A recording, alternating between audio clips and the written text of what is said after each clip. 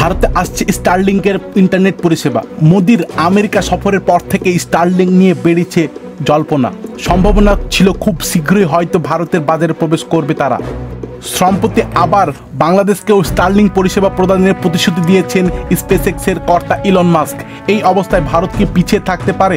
একদমই নয়। জানা গিয়েছে টেলিকম সংস্থা এয়ারটেল ও রিলায়েন্স জিওর সঙ্গে হাত মিলিয়ে ভারতের বাজারে আত্মপ্রকাশ করবে স্টারলিং। স্টারলিংকের ইন্টারনেট পরিষেবা নিয়ে ভারত সরকারের অন্দর উৎফুল্ল আবহাওয়া তৈরি হলেও একটা চাপা চিন্তা এখনও রয়েছে।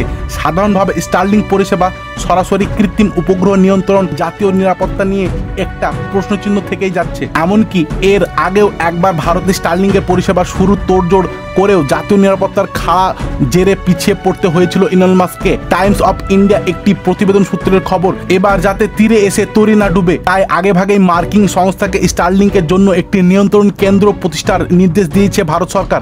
এই কেন্দ্র থেকে গোটা দেশে স্টারলিংকের ইন্টারনেট পরিষেবার উপর নজরদারি চালাবে সরকার।